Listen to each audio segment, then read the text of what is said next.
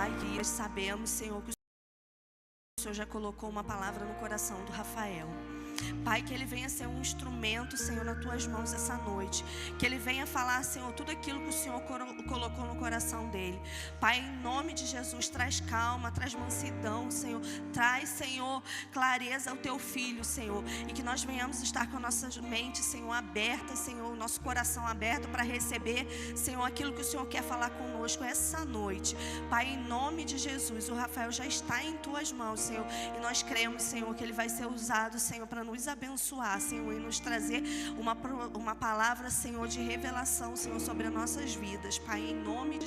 Amém. Hoje, um pouco de Gideão.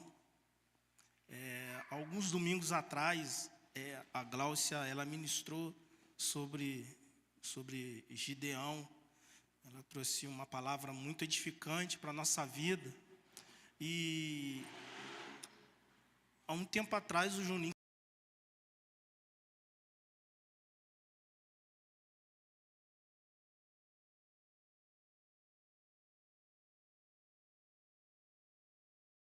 comentou sobre o estudo de Juízes, e eu estava lendo Juízes na época que ele me falou, e eu achei assim, muito legal, porque já estava no meu espírito algo, sabe, em relação à história de Juízes, na sua totalidade. Então, quando eu peguei para estudar a história de Gideão, eu pude parar para refletir tudo aquilo que eu já tinha pensado antes, e tudo aquilo que já foi ministrado aqui, que a Gláucia ministrou, isso enriqueceu mais o que Deus tinha colocado no meu coração acerca de Gideão. Mas eu quero trazer uma palavra bem objetiva hoje em relação a esse homem, a essa história que está lá em Juízes 6:1. E a gente fala assim, quando a gente lê, durante todo o período de Juízes, quando a gente vai ler, ele já começa assim, né? E fez Israel o que era mal aos olhos do Senhor. E aí você olha outra história, outro juiz, e novamente fez Israel aquilo que era mal aos olhos do Senhor. E a gente vê um ciclo, sabe, se repetindo. Se levanta um juiz, Israel estava sendo oprimido, Israel clama ao Senhor, se levanta um juiz, eles vencem a batalha, aí existe um ciclo de tempo de paz, e passando aquele ciclo de tempo de paz, o juiz morre, e eles voltam as costas para Deus, e aí esse ciclo começa de novo, e de novo, e de novo. E eu estava refletindo muito sobre isso, esses tempos atrás, sobre essa história de Juízes de forma geral, sobre esse ciclo, sobre essa repetição. E quando a gente olha para a história de Israel, na verdade, quando a gente olha para a história da humanidade de forma geral, a gente consegue ver uma característica muito marcante sobre a relação de Deus com o homem desde lá do Éden. A gente estava conversando com Daniel sobre Deus, né, sobre as coisas de Deus, sobre a pureza de Deus, a grandeza de Deus. E quando a gente olha para o homem no Éden, isso aqui vai contextualizar muito o que está no meu coração. Então, eu vou pegar um pouquinho lá de trás para a gente entender o que Deus colocou no meu espírito. O homem, Adão, ele estava no Éden, ele era separado. Ele vivia separado, sabe? Ele não tinha conhecimento do mal, ele vivia separado. E a partir da queda do homem, quando ele cai, ele passa a ser contaminado pelo pecado. E aí, se a gente olhar mais adiante, a gente olha a história de Noé. A maldade se multiplicou de forma grandiosa naqueles dias. Aí, o que Deus faz? Ele separa a família de Noé e aqueles animais que estavam dentro daquela arca, ele coloca dentro daquela arca, ele separa aquela família. E aí a gente olha mais adiante, e aí a gente vê a história de Abraão. Aí Deus, ele pega Abraão, e Deus, ele separa Abraão do meio da sua terra, do meio da sua parentela. Ele separa Abraão do meio da família idólatra, né? Isso aí, a gente vai vendo esse contexto até os dias de hoje. Deus tirando, Deus separando o homem. E aí Abraão vai, e a gente vê, Abraão tem filhos, e ele conquista, ele herda, né, a terra, mas aí ele tem filhos, e vem aquela grande fome, né, aquele período de fome, e aí eles vão para, Israel vai para o Egito, e ali eles ficam durante 400 anos ali, e no meio do povo do Egito, no meio de um povo idólatra. E aí o que Deus faz? Deus levanta Moisés, Deus separa eles e leva eles para o deserto. E ali no deserto eles também são separados, porque a idolatria estava neles.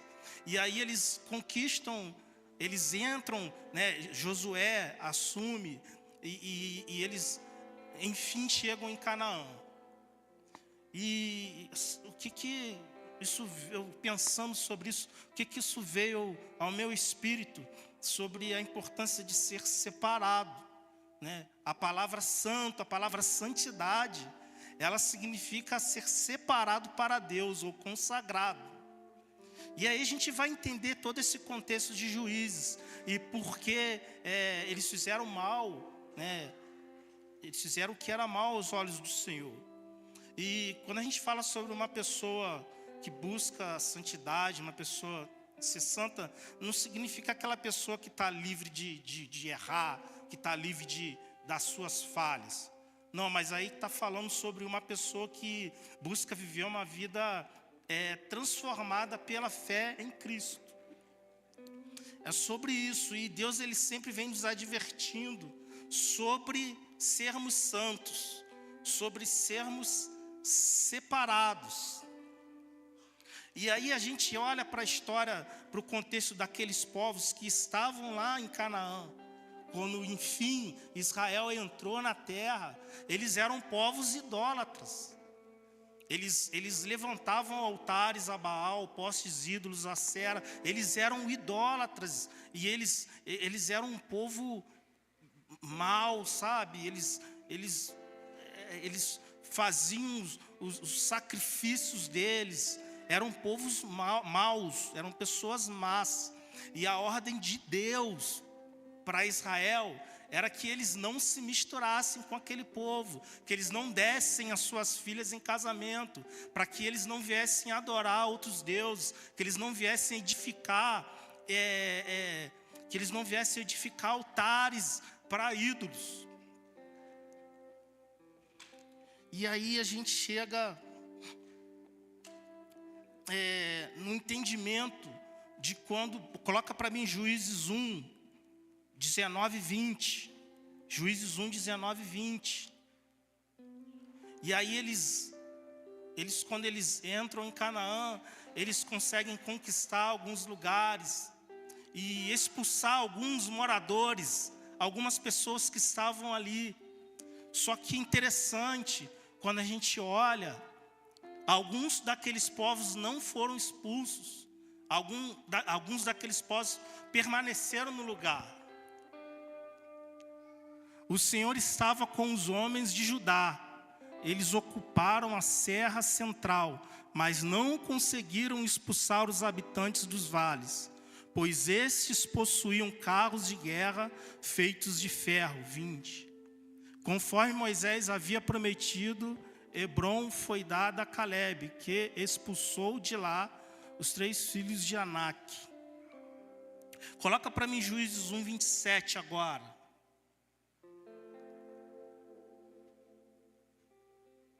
Juízes 1, 27. 1, 27. Manassés, entretanto, não expulsou o povo de Bet-seá. Uns nomes meio, nomezinho ruim de falar, né? E de Taanaque, e de Dor, e de Ibleã, e de Megido, tampouco dos povoados ao redor dessas cidades, pois os cananeus estavam decididos a permanecer naquela terra. Próximo. Quando Israel se tornou forte, impôs trabalhos forçados aos cananeus, mas não o expulsou completamente. Próximo. Efraim também não expulsou os cananeus que viviam em Gezer, de modo que os cananeus continuaram a viver entre eles. Nem Zebulon expulsou os cananeus que viviam em Quitron e em Naalol, de modo que esses permaneceram entre eles e foram submetidos a trabalhos forçados. Próximo. Nem a serra expulsou os que viviam em Acó, Sidom, Alabe, Aquizib, Elba, Efeque e Reob. Eu estou falando aqui, mas de repente eu estou pronunciando os nomes, mas... Próximo. Por esse motivo, o povo de Asser vivia entre os cananeus que habitavam aquela terra. Nem Naphtali expulsou os que viviam em Bet-Semes e em Bet-Anate. Portanto, o povo de Naphtali também vivia entre os cananeus que habitavam na terra, e aqueles que viviam em Bet-Semes e em Bet-Anate passaram a fazer trabalhos forçados para eles. Os amorreus confiaram à tribo de Dan a serra central, não permitindo que descessem ao vale. Próximo. Os amorreus igualmente estavam decididos a resistir no monte Heres, em Aijalon e em Saalbim. Mas quando as tribos de José ficaram mais poderosas, eles também foram submetidos a trabalhos forçados. A fronteira dos amorreus ia desde a subida de Acrabim até Sela e mais adiante. Até aí só. E aí, quando a gente olha esse contexto, todos esses povos que ficaram naquelas regiões, os israelitas, quando eles entraram nesses povos, eles acabaram, por causa da desobediência, eles acabaram entregando as suas filhas em casamento com aqueles povos. Eles acabaram fazendo aquilo que era mal aos olhos do Senhor. Eles levantaram, sim, eles levantaram ali altares de idolatria. E aí eles se afastaram de Deus. Eles se misturaram com aquelas pessoas. Eles cultuaram a cultura daqueles povos. Aí a gente entra lá em Juízes, coloca para mim Juízes 6, e a gente começa a história de Gideão. Juízes 6. De novo os israelitas fizeram o que era mal aos olhos do Senhor. E durante 7 anos, ele os entregou nas mãos dos midianitas. Os midianitas dominaram Israel por isso. Os israelitas fizeram para si esconderijos nas montanhas, nas cavernas e nas fortalezas. Sempre que os israelitas faziam as suas plantações, os midianitas, os amalequitas e os outros povos da região a leste deles os invadiam. Acampavam na terra e destruíam as plantações ao longo de todo o caminho até Gaza, e não deixavam nada vivo, nem Israel, nem ovelhas, nem gado, nem jumentos. Eles subiram trazendo o seu gado e as suas tendas, e vinham como enxames de gafanhotos. Era impossível contar os homens e os seus camelos. Invadiam a terra para devastá-la. Por causa de Midian, Israel empobreceu tanto que os israelitas clamaram por socorro ao Senhor. E aí, quando a gente olha essa história, e olhando essa história, eu quero fazer uma conexão com tudo isso que a gente falou aqui, com a nossa vida espiritual, com a sua vida espiritual, com a minha vida espiritual acerca disso. E aí a gente começa a observar que, de repente, todos aqui já reconheceram Jesus como Salvador, e Deus ele tem nos direcionado para um novo lugar, Deus tem nos direcionado para um novo ambiente. E às vezes você até abriu mão de algumas coisas que tinha em você, sabe? Você renunciou muita coisa, você expulsou muita coisa, mas às vezes ainda tem, sabe, lá nas montanhas, lá nos vales, ainda ficaram alguns povos em você que você precisa botar para fora, que você precisa expulsar. E aí, dentro disso tudo, dentro desse pensamento, às vezes você precisa expulsar a imoralidade sexual,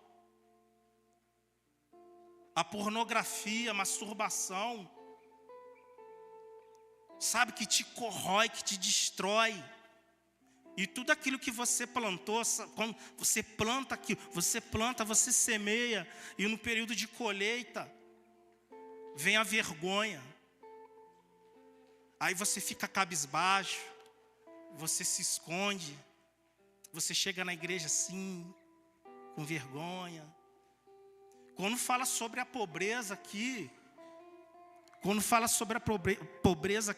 está falando só sobre algo financeiro, sabe? Aqui está falando sobre um sentimento de inferior, de se colocar como inferior. Aqui eles eram, se a gente olhar Israel, as glórias das suas batalhas, das suas vitórias que eles ganhavam por causa de Deus, agora eles estavam sendo oprimidos. Os povos temiam Israel, só que agora eles estavam sendo oprimidos. E às vezes você está se sentindo, às vezes a sua batalha é isso, e você está sendo oprimido por causa disso. Às vezes a sua batalha, ela pode ser por causa da falta de perdão. Foi o que Elines falou aqui, a falta de perdão. Às vezes a gente estava conversando isso essa semana, às vezes você pensa assim, mas eu já perdoei, né? Porque perdão, de fato, não é um sentimento, é uma ação. Você precisa, eu perdoei. E aí você pensa assim, cara, perdoei, está perdoado. Mas aí quando você vê aquela pessoa, de repente, sendo lesada, aí vem assim no seu coração aquele sentimento de satisfação, sabe? Aquele sentimento de justiça. De repente é por isso que a sua plantação ela tem sido destruída. E às vezes a gente deixa de colher coisas boas, a gente deixa de colher aquilo que a gente plantou. Às vezes a sua batalha, ela é contra a mentira. Sabe, às vezes você planta tantas coisas boas durante a vida, e aí por causa de uma mentira, tudo aquilo que você construiu, tudo aquilo que você plantou, perde a credibilidade total. Sabe, cara, mas como é que eu vou confiar nesse cara? É mentiroso. Às vezes a batalha que você está travando pode ser do orgulho, da altivez. Uma pessoa altiva, uma pessoa orgulhosa. Mas nós podemos clamar ao Senhor e nos arrepender. Coloca lá para mim, versículo 7. Versículo 7. Os israelitas clamam ao Senhor por causa de Midian. Eles clamaram ao Senhor. Eles voltaram os olhos ao Senhor. E aí Deus, Ele levanta Gideão. E aí Deus pode te levantar assim como levantou Gideão hoje. Deus pode te levantar, sabe, quando você fala assim, eu não tenho forças, eu acho que eu não vou conseguir, eu acho que eu não vou conseguir largar isso, eu não vou conseguir abandonar isso. Deus, Ele te levanta essa noite como Gideão. E é interessante que lá em Juízes 6, 11, coloca para mim. Então o anjo do Senhor veio e sentou-se debaixo do carvalho de Ofrá, que pertencia ao abiezita Joás, que é o pai de Gideão. Gideão, filho de Joás, estava malhando trigo em um tanque de prensar uvas, para escondê-lo dos midianitas. E, cara, muito interessante isso, porque Gideão, ele estava vivendo em uma situação adversa. Ele estava malhando trigo no lagar, que o lagar é o lugar de extrair o suco da uva. Porém, cara, uma coisa que chama muita atenção, que Gideão, ele não se conformou com a situação. Sabe, enquanto os outros estavam se escondendo nas cavernas, o que Gideão estava fazendo? Gideão estava trabalhando. E na maioria das vezes, quando a gente vê Deus chamando os homens para o chamado na Bíblia, eles estavam trabalhando. O William ministrou sobre isso no domingo, sobre Davi. Davi, ele estava no campo, ele estava trabalhando. E a gente olha, Gideão, ele não se acomodou, ele estava produzindo. Mesmo diante da adversidade que ele estava passando, ele estava produzindo, ele estava trabalhando. E aí uma coisa que me chamou a atenção nisso aqui foi o processo de malhar o trigo. O processo de malhar o trigo. Quando você está malhando o trigo, o que você está fazendo? Você está separando a palha do trigo. Cara, eu achei isso muito interessante sobre isso.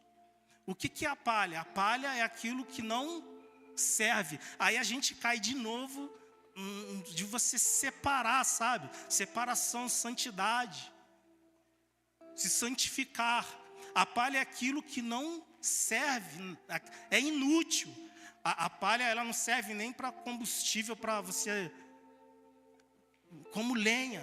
Ela até pega fogo, mas queima muito rápido. Ela acende ali, mas queima muito rápido. É inútil, é descartável. Há quem diga que a palha servia como alimento para os bodes, e não para as ovelhas.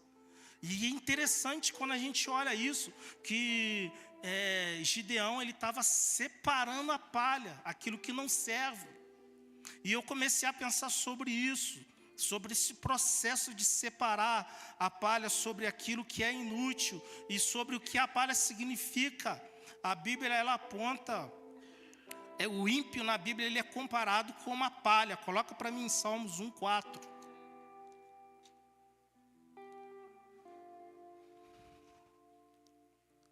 Não é o caso dos ímpios, são como palha que o vento leva. Coloca para mim em Lucas 3:17.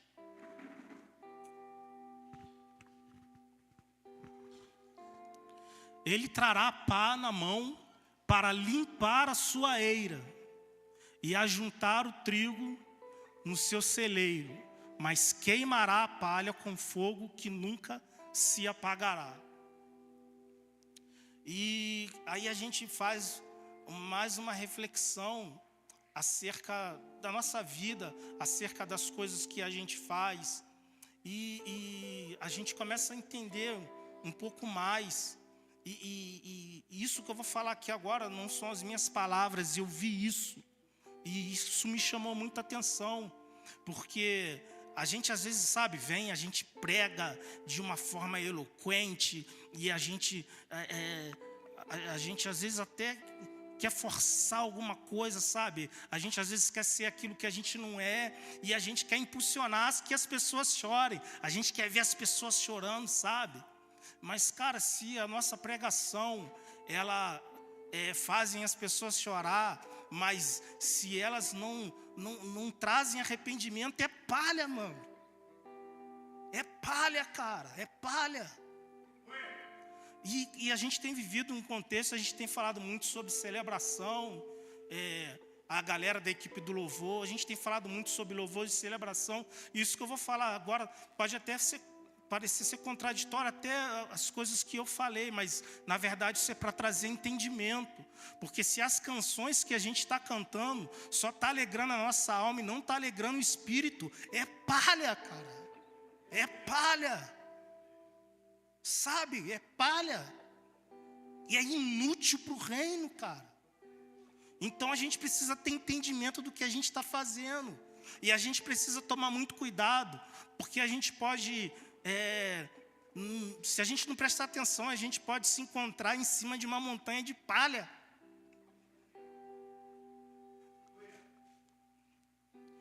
E aí Gideão, ele estava malhando trigo no lagar.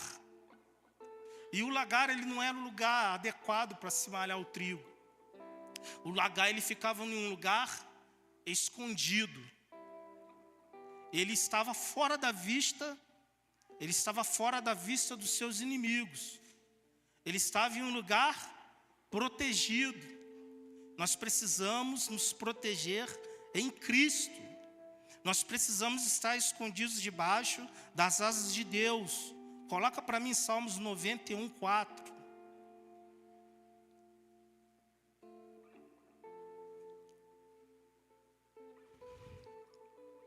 Ele o cobrirá com as suas penas, e sob as suas asas você encontrará refúgio. A fidelidade dele será o seu escudo protetor.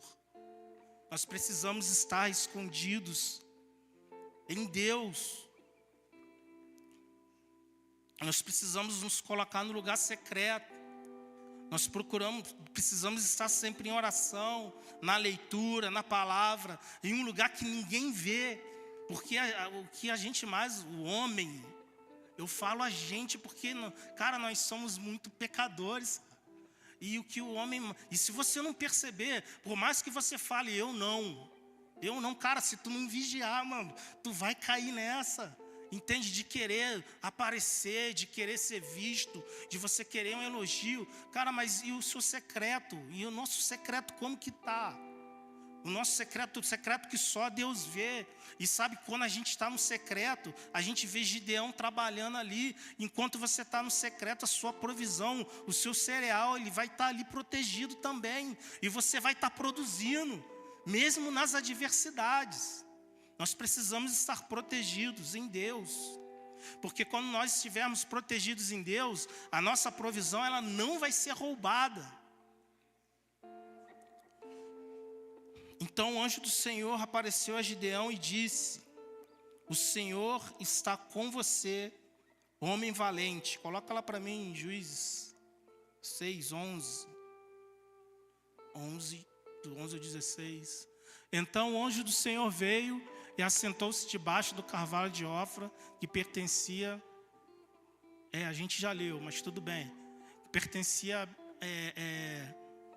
a Joás. Gideão, filho de Joás, estava malhando trigo em um tanque de prensar uvas para escondê-lo dos midianitas. Próximo. Então o anjo do Senhor apareceu a Gideão e lhe disse: o Senhor está com você, poderoso guerreiro. E aqui o interessante é que quando a gente fala isso, quando a gente lê essa passagem aqui, Gideão, ele estava trabalhando. E quando você está trabalhando, Deus está te vendo trabalhando. E aí, esse encontro aqui que Gideão teve, foi um encontro com o próprio Senhor. Ele teve um encontro com a presença do Senhor. E aí, passa o próximo para a gente contextualizar. 6:13. Juízes 6:13. Gideão respondeu: ah, Senhor, se o Senhor está conosco, por que aconteceu tudo isso? Onde estão todas as maravilhas que os nossos pais nos contavam? Quando diziam: não foi o Senhor que nos tirou do Egito?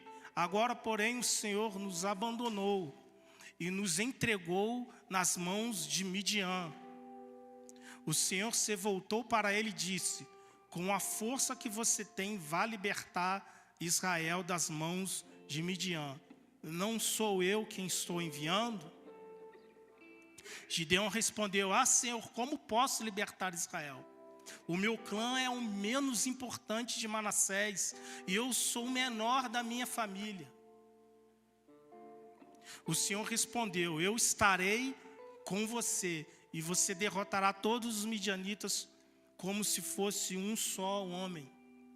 Então, quando Gideão ele tem esse encontro com o Senhor, com a presença do Senhor, essa identidade dele é revelada. O Senhor aparece para ele e fala assim: olha, o Senhor está com você, homem valente, varão valoroso, homem valente, homem guerreiro. Ele revela essa identidade para ele. E aí ele fala assim: mas eu sou o menor da minha casa, a minha família é a menor do clã de Manassés. Como posso eu? Como posso eu? E aí o Senhor fala para ele: olha, eu estou do seu lado, eu estarei contigo. Eu estarei. E cara, isso muda muito. Isso muda muito. Isso muda o cenário. Cara, isso muda a mentalidade, o pensamento de Gideão. Aqui ele entende o chamado, sabe? Ele escuta a voz do Senhor. Para que nós venhamos vencer as nossas batalhas, Deus precisa estar do nosso lado. Porque sem Ele nós não conseguiremos vencer as nossas batalhas. Porque na verdade é Ele que vence as nossas batalhas. É por meio dEle. Aí tem um ponto, porque nós queremos Deus do nosso lado, mas será que nós estamos prontos para ouvir e obedecer a sua instrução? Porque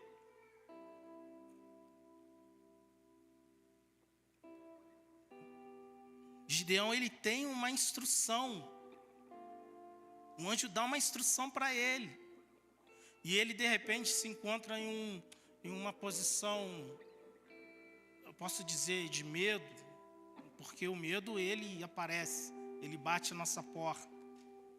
E aí a gente precisa pensar quem que está governando, quem está sentado no trono do nosso coração.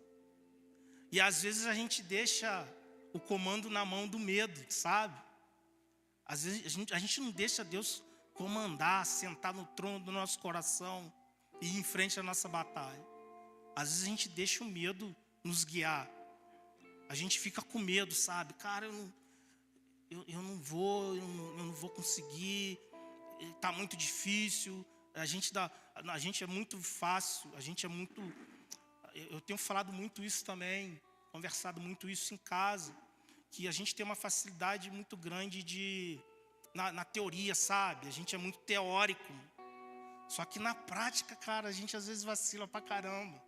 A teoria é muito bom, mano. Quando você está falando ali, você está instruindo alguém, é muito bom, é muito maneiro. Porque você está ali, e aí, cara, e na prática, entende? E o que a gente está fazendo na prática? Porque às vezes o que conta é... Às vezes não, mano, o que conta é a prática. O que conta é a prática, é o que a gente tem feito, é como a gente tem levado o Evangelho. Não é só o que a gente fala, mas é muito o que a gente faz. A gente fala muito, mas será que a gente vive aquilo que a gente está fazendo? E a gente quer Deus do nosso lado, mas será que quando Deus falar vai, será que a gente vai mesmo? Será que a gente vai mesmo quando Deus fala assim, vai? E aí, Deus ele dá uma direção para Gideão, ele dá uma ordem para Gideão, olha, vai lá e destrói lá os altares, né, que foram edificados pelo pai dele, vai lá, destrói os altares de Baal, os postes ídolos, pega o segundo boi, né, com 7 anos e sacrifica, levanta o altar, edifica o altar para mim e sacrifica. E aí ele sentiu medo, porque ele sentiu medo. E ele foi à noite, ele pegou mais 10 e ele foi à noite. Só que o medo não governou ele. Entende? O medo não governou ele.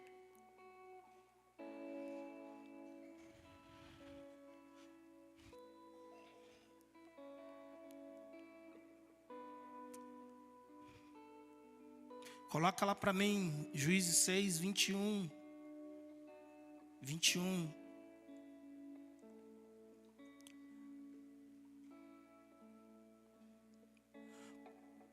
Aqui está falando que Gideão, ele ofereceu, né? Entregou uma oferta ao Senhor. E aquela oferta ela foi completamente queimada. Passa, próximo. Próximo. Aí o Senhor, porém, lhes disse: a paz seja com você, não tenha medo, você não morrerá. Próximo. Gideão construiu ali um altar em honra ao Senhor. Ele lhes deu esse nome: o Senhor é paz. O Senhor é paz. E aí a gente aprende mais uma lição com Gideão. Porque Deus falou: o Senhor está conosco. E olha, cara, Deus, ele estava enviando Gideão para uma guerra, cara. Ele estava enviando para uma guerra. E aí ele edifica um altar ao Senhor e fala assim: o Senhor é paz. Ele estava indo para a guerra e ele encontrou paz. E, cara, isso é muito louco. Ele estava indo para uma guerra e mesmo assim ele ainda encontrou a paz. Porque o Senhor é a nossa paz. O Senhor é aquele que traz paz para as suas batalhas. O Senhor é aquele que está do seu lado e traz paz para as suas batalhas. E a paz, ele de fato, ele entendeu a paz que excede todo entendimento, sabe? É aquela paz que não se explica, você não explica. A paz de Deus você não explica, não dá para explicar. A paz de Deus você vive. E às vezes você está passando em meio a essas batalhas, em meio a essas guerras que você tem lutado, contra as suas mazelas, e às vezes você não encontra paz, porque você está em luta. Mas existe uma paz que excede todo entendimento. Existe uma paz que você precisa viver essa paz. E você só encontra essa paz com Cristo, ao lado de Deus. O louvor pode subir. E o resto da história vocês já conhecem. Com 300 homens, Gideão conseguiu destruir os seus inimigos, os seus opressores.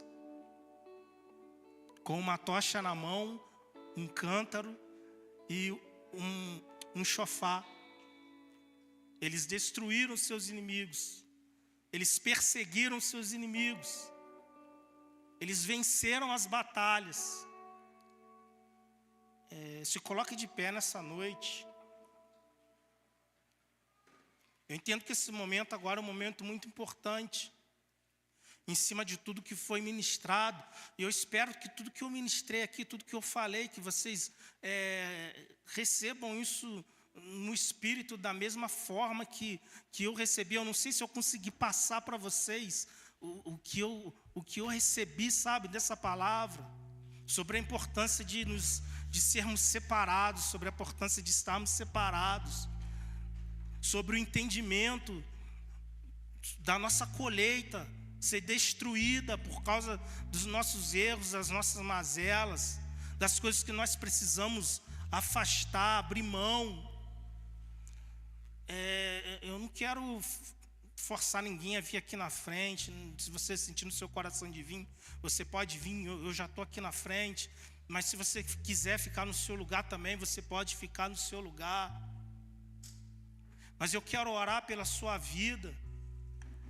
Eu quero orar pela nossa vida. Eu quero orar pela igreja do Senhor agora, nesse momento. Deus, eu oro, Senhor, a Ti, Pai. Eu oro a